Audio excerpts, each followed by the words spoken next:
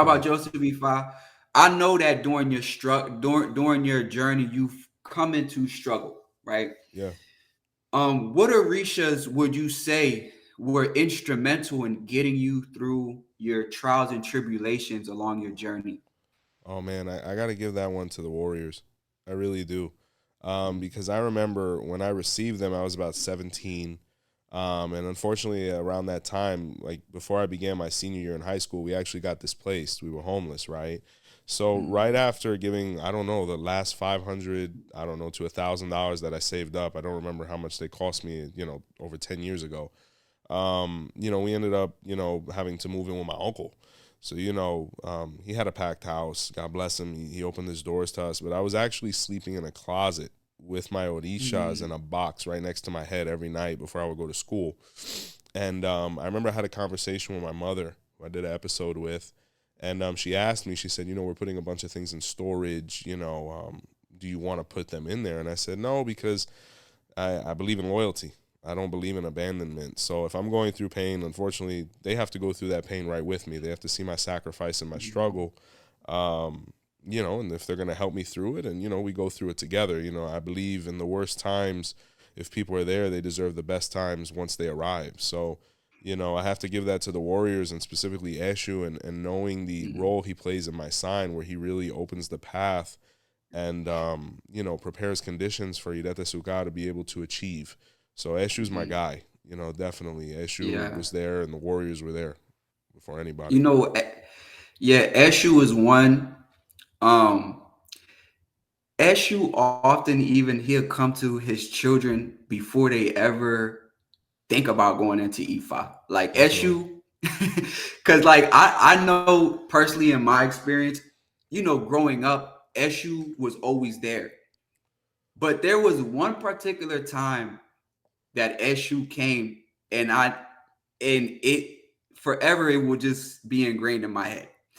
And so I was at a flea market, and at the time I had two girlfriends I was with, it's Eshu stuff. And they were both with me. Oh man, There's a wow. lot of reasons why children of Eshu can really live like that. Yeah, they're wild But, guys. I had two girlfriends, so we in the market. And after we get done walking the market, the car is all the way down this steep, steep hill. I didn't want them to walk down the hill. So I'm like, look, I'm gonna catch my breath here, get a break, then I'm gonna walk down there, pull the car up. And this old man, he's limp. He has a cane, he has a limp, he has a necklace with a bunch of keys on it, Oh and wow. he has Jamaican flag colors on. And he sits right at the table, right at the bench with me, where me and my girlfriends are sitting at. I'm like, that's kind of bold, you know what I'm saying? Cause Yeah. like you feel your space get invaded. Word, word, word. Yeah, and you're a protector. You're the one line of defense between him and them. Yeah. So Yeah. So, he looks at me and he's like, and he looks like homeless, like he don't have nowhere to go. He's missing teeth. And he's like, are you my son? I'm cocky because I'm like, your son? I got yeah, my two girlfriends right here. I'm like, ain't nobody sonning me. man, You know what I'm yeah, I'm like, man, get your ass out of here, old head. You know what I'm saying? saying? This is how I'm talking to him now. Yeah. And he's like, you're my son. You're my son. Who's your dad? Who's your father? I said, I know my father. My father is such and such. He said, ah, you're my son. You don't know shit. That's what he told me. He said, you don't know shit. And I'm just flabbergasted, like that this old head, mind you, I'm from Jersey. We go back and forth like this anyway up north. Word, word, word. Yeah, yeah, for so sure. so I'm like, man, whatever, old man, you crazy ass old man. You don't know what the hell you're talking about. And then he's like, do you know where you're from? I'm like, yeah, I know where I'm from. My family is from this, and that, and Puerto Rico, and this. He like, man, you don't know shit. You don't know shit. That was his favorite thing to tell me. And I was like, all right, whatever, man. This old head. He said, you're my son. Just know you're my son. And then he just like turns around in his chair and just sits there with the cane looking off into the market. Come to find out, Eshu really is my dad. The old man wasn't lying. Yo, Yeah, that's the first thing I thought about. I said, yo, Eshu came to me and I damn near cussed him out when he yeah, yeah. He comes like that. He So comes disguised. Yeah, there's so many people I've met that have had similar interactions like that. yeah, and in the marketplace, that's a place where you often see him. But Eshu is one who truly can be considered like the most compassionate Orisha because he know both sides. Definitely. He knows why it happened. This is why, I could move the way I was moving, have two girlfriends, because I understand what she needs and where she's coming from. I understand what she needs, where she's coming from. And then, not to mention Eshu is associated with phallic symbols. So, Oh he yeah, can he can get it done. yeah. Right. And that just, and he's honest. Eshu, contrary to what people think, Eshu's not a liar. So Eshu don't have to lie to Not at people. all. You know Not what at I'm all. saying? Eshu doesn't have to live in lies. You know, um, can you kind of speak to that, like the misconceptions around Eshu and being liars and things like that? I think what Eshu does is he's so brutally honest. He puts the truth in front of people in a way where they don't want to accept it.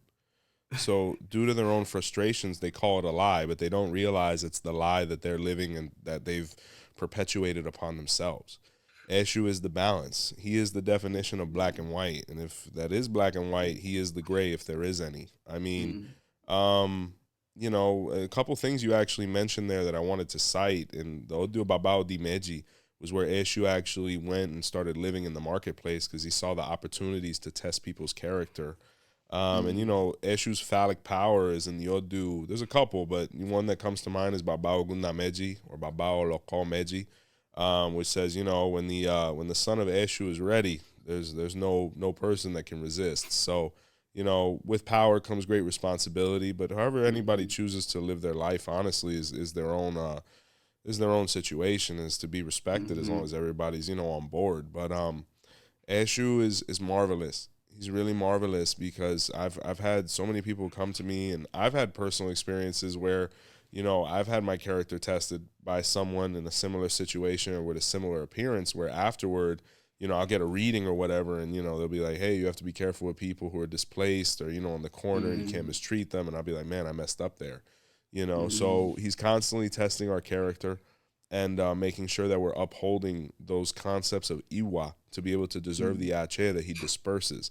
But yeah, he'll pop up on you. Another one that'll do it, Obatala will do it, mm, Babaluaye will do it. They'll come disguised. So you have to be on point and always move. The Yoruba say you always have to move like you have eyes on you. So you have to mm, behave, you know what I'm saying? And you have to have a lot of patience, and you have to know the difference between what's real and what you feel. I mean, mm. if you look at the old guy on the bench with you, he really wasn't doing nothing. He was talking. You know what I'm saying? Right. And as we get older, we have to become impervious to words because a word could lead to an action, and then an action could lead to a consequence.